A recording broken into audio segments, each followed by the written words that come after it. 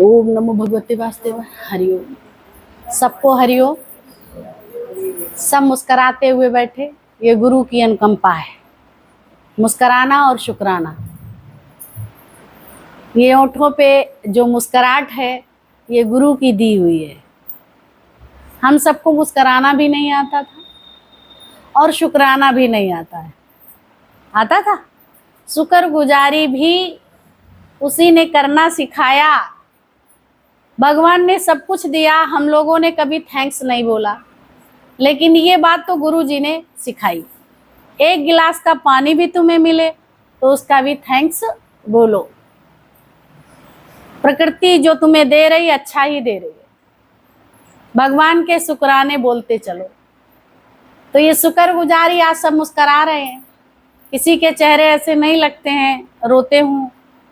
सुबह उधर देवालय की तरफ गए तो मालती बहन जी बोल रही थी कि कितना भगवान स्माइल है, तो भगवान इशारा करते हैं इसी तरह से प्रकृति में स्माइल से रहो, क्योंकि प्रकृति में तुम्हें मिला ही मिला है। तुमने दिया क्या है?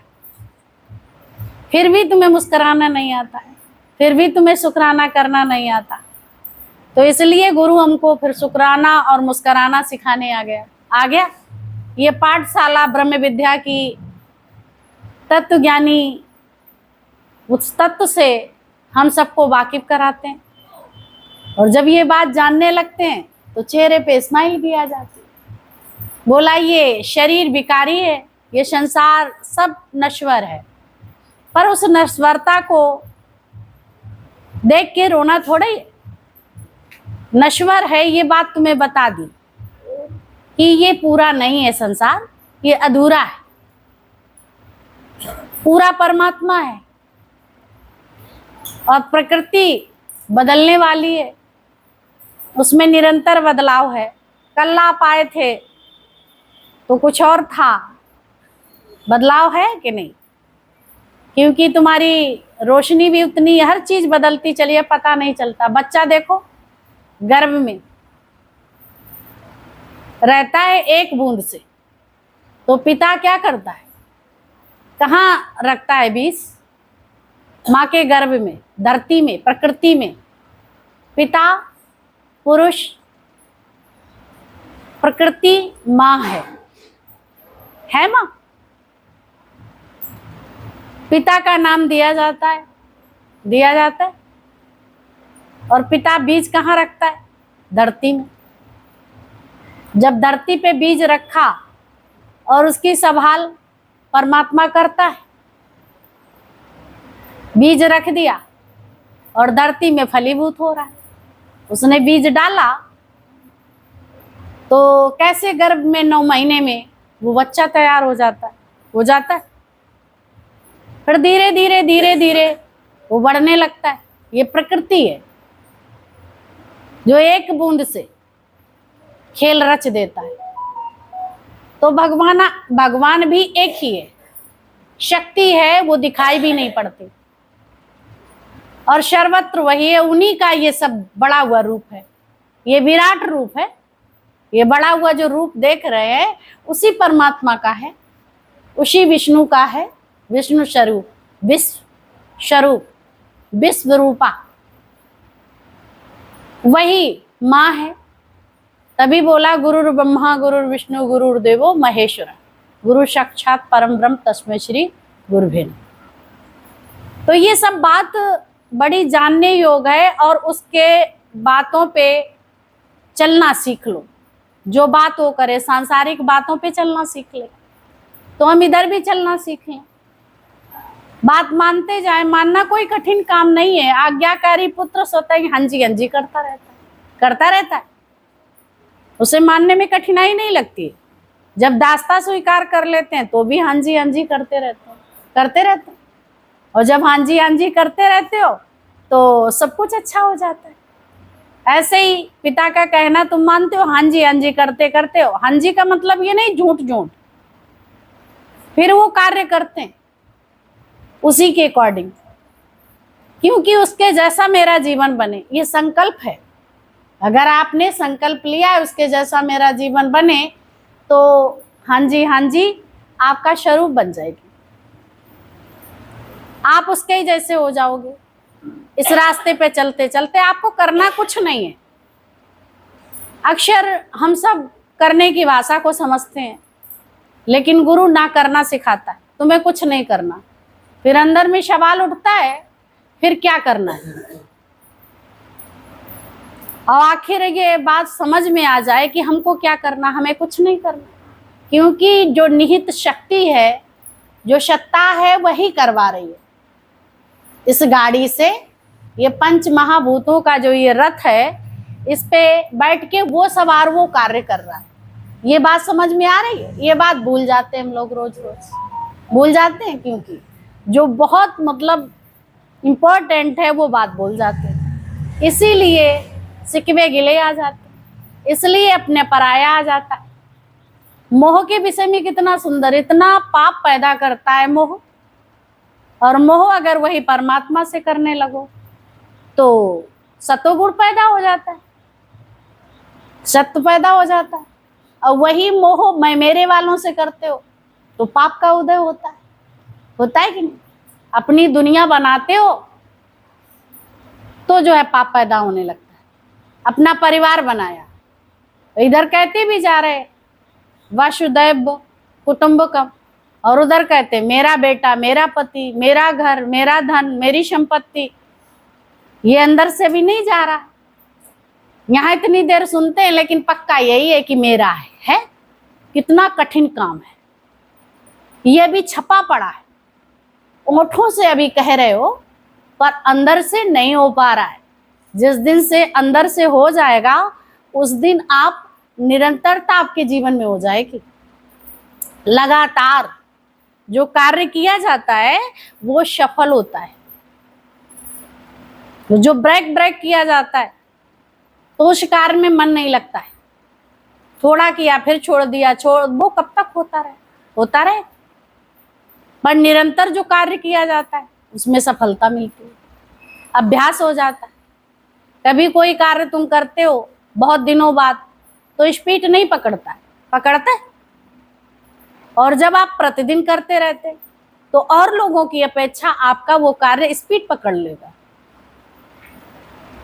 जो सब लोग बैठे हैं वो कार्य इतनी जल्दी नहीं करेंगे। आप कार्य भी करते चले जाएं, कार्य कुशल है, और भी कार्य करते। देखो ड्राइवर है, जब सीखता है गाड़ी, सिखाता है, वो सिखाता भी है और ध्यान भी रखता है, चलाता भी है, ध्यान भी रखता है, बात भी करता है, ध्यान भी रखता है, गाड़ी का ध्यान रखता है। ऐसे ही कुशल जो है, कार्य करने में दक्षता है, तो ऑलराउंडर होता है वो। परमात्मा ऑलराउंडर, उसके लिए वो बात भी करता, देखता भी है, हर व्यक्ति की कथनी और करनी को जानता है।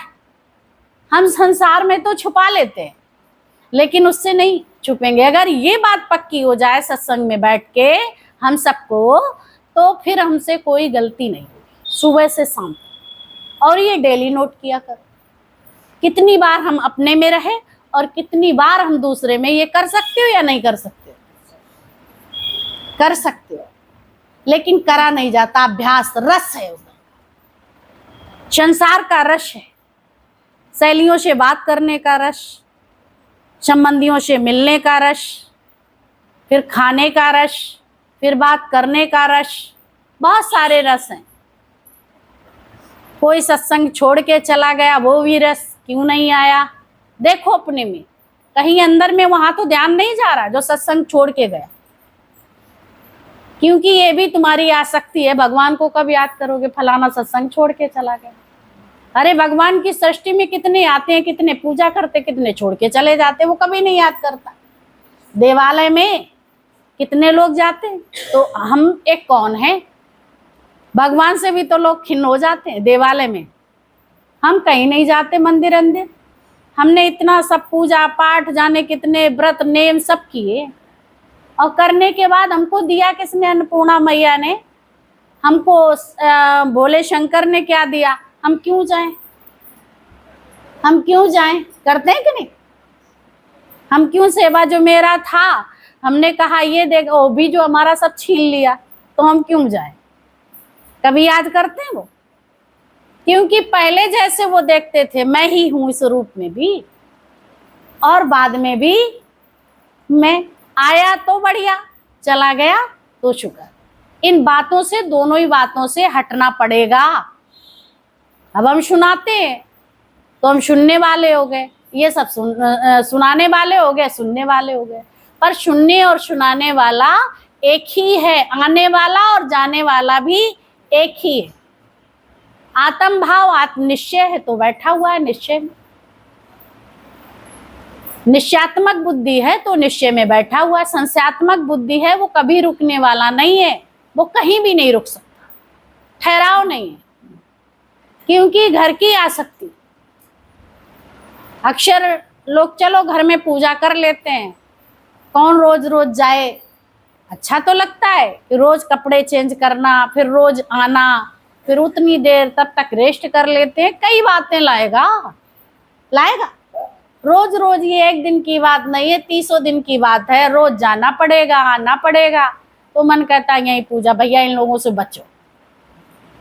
कई लोग छुप जाते हैं, लेने जाओ तो छुप जाते हैं, मालूम भी होता कि हैं घर में, मना करा देते हैं ही नहीं, मालूम है, लेकिन वो कहो प्रेम नहीं करते, प्रेम करते हैं, पर उस तरफ चल नहीं पा रहे हैं। ऐसा नहीं है कि प्रेम नहीं, प्रेम है, थक जाते हैं, हार जाते हैं, पर प्रेम अगर होता है तो थकते नहीं। देखो गोपियां नहीं थकी। ये गोपनीय ज्ञान सुनने वाला, मनन चिंतन निध्यासन रखने वाला, करने वाला कभी इस रास्ते पे थकता नहीं है। तुम देखो, माया से जब थके उभे तो ठंडक, गर्मी आ गई, वहां आग लगी पड़ी है, ये लगता है कहीं भाग जाएं, लेकिन गुरु मिला, अब कहता है कहीं मन कि भाग जाऊं, कहीं इसी से मिलके आऊं, नहीं करता। अब ये लगता है चलो सत्संग सुने और कुछ बात मिले अच्छी सी और जीवन का कल्याण हो। ये बात गुरु हम सबको बता देता, ये रमस समस मिल जाती, युक्तियां मिल जाती। बोला जोर न छूटे संसार और युक्ति छूटे संसार। गुरु के पास युक्तियां हैं, संसार में किसी के पास भी नहीं है, माँ बाप के पास भी नहीं है, यार दोस्तों के पास भी नहीं है, तुम्हारे सगे संबंधियों के पास भी कुछ नहीं है, तुम्हारे बाल बच्चों के पास, और ना तुम्हारे पास कुछ है जिसमें तुम भूले पड़े हो कि हमारे पास कुछ है। ना तुम्हारा तन है, ना मन है, ना धन है, ये किसका है? प्रभु का।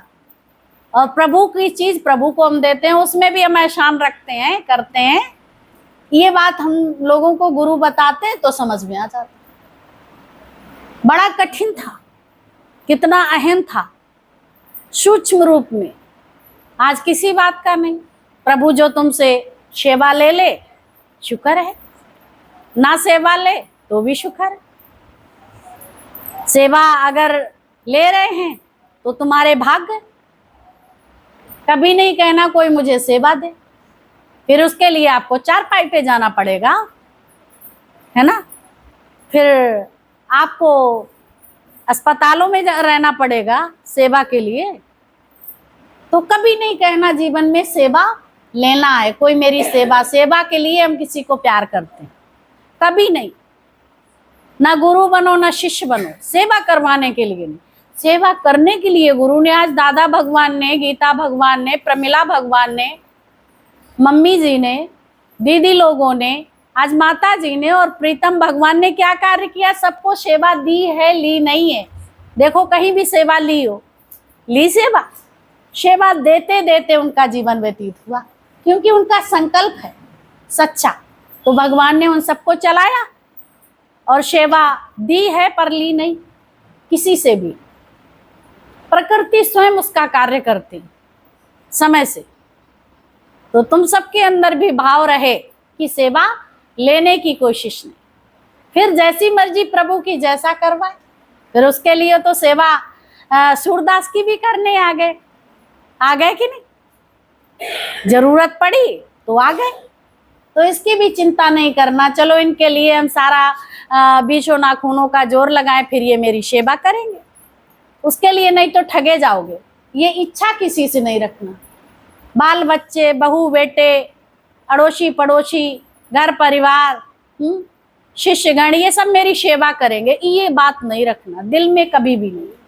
और पैसा जब भी इकट्ठा करो तो कभी भी नहीं कोशिश करना कभी ऐसा चांस आ गया उसके लिए पैसा, ये यज्ञ लंगर भंडारे इस पैसे से लगेंगे। जब भी आप रखो पैसे को, फिर ईश्वर की मर्जी जहां खर्च करा दे। अगर तुम्हें संग्रह भी करना है तो उसके लिए भी कैसा उपाय रखें कि कभी मेरे यहाँ संत महात्मा आएंगे। शिवरी देखो रोज अपना घर झाड़ू पोछा सब किया, किसके लिए? शिवरी के लिए। शिवरी हमारे घर आएगी ना। शिवरी ने लगाया कि राम मेरे घर आएंगे, मेरी कुटिया के भाग आज जाग जाएंगे, राम आएंगे, राम आएंगे। भाव के कारण, ऐसा भाव तुम सब बना सकते हो, कठिन काम नहीं है, पर उसके लिए निरंतर अभ्यास, भजन गुनगुनाते रहो। अगर भजन नहीं गुनगुनाओगे तो गुनगुनाना शुरू हो जाएगा, इसलिए तुम गुनगुनाते रहते। अभी किसी से भी पूछा जाए कि कंठस्थ भजन याद है तो किसी को नहीं है। कारण क्या? दिन भर चक्कर जो है दुनियादारी में चलता है, छोटी छोटी बातों में चलता है, गृहस्थी में चलता है, फिर इधर चलता है उधर, तो कंठस्थ नहीं। देखो ये अम्मा को कंठस्थ है भजन याद। कई लोग यहाँ पे हैं, कार्य भी करते हैं, सबसे ज्यादा कार्य करते हैं, ऐसा नहीं है शरीर से लेते हैं, प्रभु करवा रहे, करते भी हैं, और कंठस्थ भजन भी याद है कि नहीं? तुम इतने दिन से बैठे हो तो भजन बताया गया तो घर में भी हर वक्त गा सकते। तुम्हें कितने भजन याद हो जाते हैं। अब इसका मतलब ये नहीं है कि भजन यहाँ नहीं हमें गाने दिया जाता तो हम नहीं याद करेंगे, तो यहाँ तो भजन कोई मना ही नहीं करता, लेकिन एक टाइम है, टाइम के अकॉर्डिंग कोई बुलावा या चलावा वो तो है नहीं कि चलो एक भजन तुम गा लो, फिर तुम गा लो, फिर तुम गा लो, फिर तुम गा लो, ऐसे नहीं हो पाएगा, है ना? फिर वहां जो चीज हम लेने आए हैं वो चीज मुझे नहीं मिलेगी। जो वाणी, तुम अक्षर देखो कई सत्संगों में भजन कीर्तन ही होते रहते हैं, पर उनके अंदर का अज्ञान खत्म नहीं होता। और जब ये सब चलता है, ये वाणी चलती है, ये गीता का ज्ञान चलता है, तो तुम्हारे अंदर ज्ञान और वैराग्य की उत्पत्ति होती, तब ये तुम्हारे अंदर जाता है। और फिर भजन तुम याद करते तो भजन में भी सार निकल आता। अगर वाणी नहीं सुनाई जाए तो आप भजनों में सार नहीं खोज सकते। अभी दीदी ने कितना सुंदर भजन बोला सार गर्भित भजन। ऐसे सार गर्भित तुम भी भजन बोलो, तब तो कोई बात बने, फिर तुम्हारी समाधि भी लगे, फिर औरों की भी समाधि लगे। सार गर्भित भजन बोलिए, उससे तुम्हारा उत्थान हो, निश्चय हो और समाधि लग जाए, घर में भी तुम्हारी समाधि लगे, तन कार्य करता रहे और भजन के साथ तुम्हारी समाधि लगती रहे, उसमें तुम्हारा अर्थ निकलता रहे। जैसे कोई पोयम याद करते थे, उसका अर्थ भी तो होना आवश्यक है कि ऐसे पोयम ही गाते रहेंगे तो पोयम के साथ अर्थ ही लिखा जाता। पोयम का स्टेंजा दे दिया जाता परीक्षा में, फिर उसका अर्थ लिखो। आता है लिखने को? अगर आप पोयम ही वही लिख देते हैं, आप अर्थ नहीं लिखते हैं, तो आपको नंबर नहीं मिलते हैं। नंबर मिलते हैं? ऐसे ही भजन तुम याद कर लेते, उसका सार ही नहीं जानते हो, तो उसका नंबर क्या तुम्हें मिलेगा? तुम्हारी आत्मनिश्चय स्थिति नहीं, समाधि नहीं लग सकती, वही नंबर मिलना है। तुम सब भजन गाओ, कितना भी गा लो, लोग गाते रहते, इतनी सुंदर सुंदर भजन गाते हैं, लेकिन उनके लिए कोई जब सार नहीं है, कोई मतलब नहीं है, भाव बीनी भक्ति नहीं है, अंदर में डूबे ही नहीं है, एम मेरा लक्ष्य है पैसा, तो हमें उसका कुछ भी सार तत्व मिलने वाला नहीं है। लोग आते हैं गायक कलाकारी में, कितने लोग आते हैं, है ना, भजन कीर्तन सब चलते हैं, लेकिन आते किस लिए? इसके लिए आते हैं, लोगों को रिझाने के लिए, जेब खाली कराने के लिए।